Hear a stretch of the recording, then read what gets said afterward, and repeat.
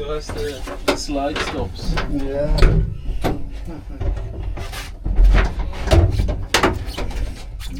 Okay. All looks good. Alpina.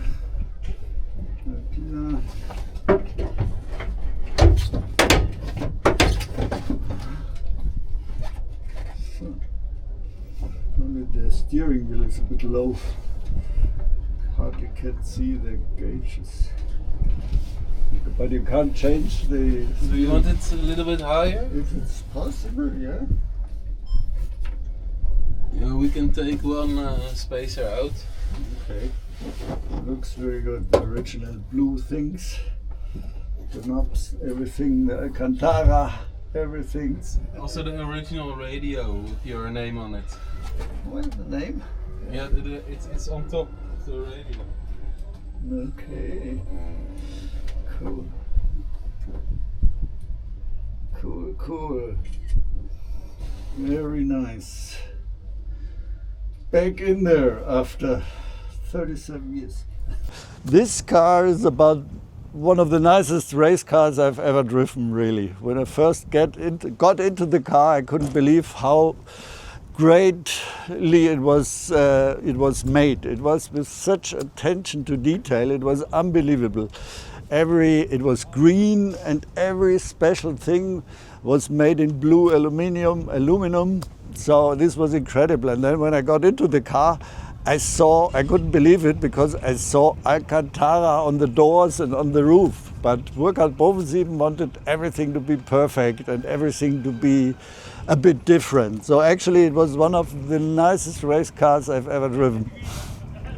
And of course it was very fast, at least at the beginning. We started and we were always between the front runners. After 6 races I was lying second behind Klaus Ludwig. But then I think the BMW works team was not amazed, because all 6 works cars were behind us. So from then on the development was concentrated on the works cars. But still we got some good successes, and it was great fun to drive that car, and it was great to be in the Alpina family. Yeah, this was the magnesium wheels. This is the livery from '87, and still Andy Bovensieben, Fabian Giroir and Alan Lohr drove in the World Championship. I was driving by then with a Mercedes. But at the end of the year I got a test race, and the test race was very good, so I got to drive the car in '88. My teammate was Christian Denner, which came from Formula One by then. So, and I may show you some things of the car here. If you see, it's all blue aluminum here, especially here you see the Alcantara things. And everything was Alpina, on the gear shift, on the brake balance, on the steering wheel, everywhere you can see Alpina. And also in the rear. Can we open that? Yeah. Also in the rear. Oh. You see there the blue fill-in caps for the fuel. And then in the inside you see everything is either green or blue. This was typical Alpina. So, and there were some technical modifications also. And we were the only running with Michelin, which was very good at the beginning in hot races. So actually it was a great thing. And the team, it was a small team, but we were on par with the works teams. So it's great to see that car again now. What do you think of the result after the rebuild? It's great. I saw the car, I met Ton when he came to Alpina. The car was a little bit neglected for some years, and I think he did a very great job.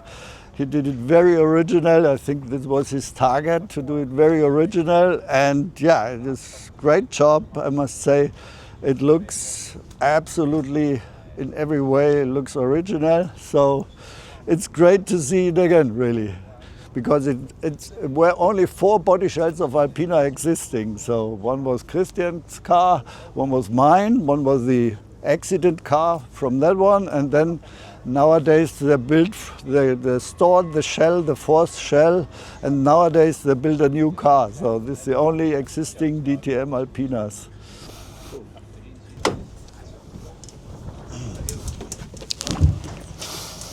So yeah, it's always a good feeling in an M3. I drove the other M3, so it's good. Maybe here we can get a little bit lower with the seat or so. But this is great here, the blue thing. Here's the brake balance and the Alpina shift lever. So everything is like it was by then. It was quite simple compared to later DTM cars. It was all mechanical. You had your analog gauges, so it was quite easy, quite simple. Some years later you had everything from ABS from ABS to electronics everywhere, and then came traction control and everything.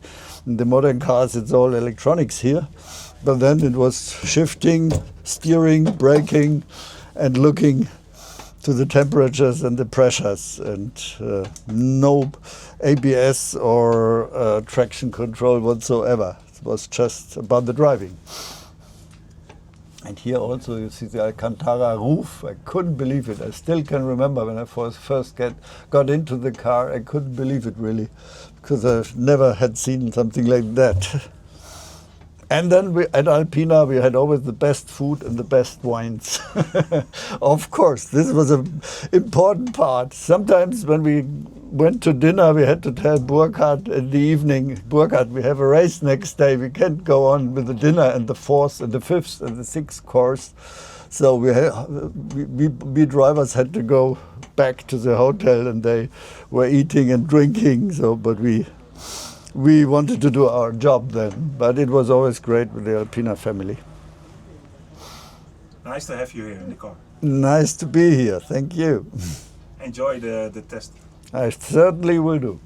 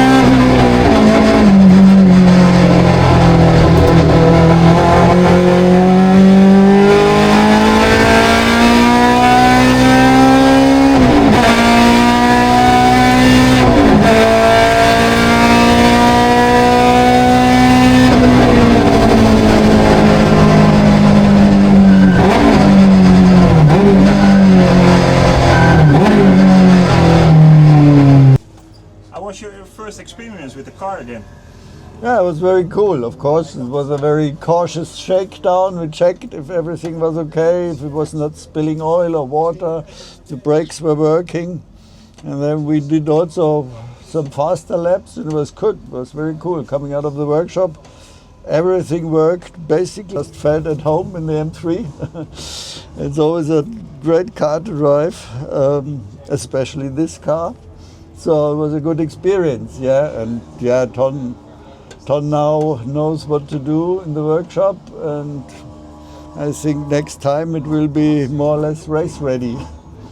So, but it was fun, yeah. It was very cool. Thank you. Thank you.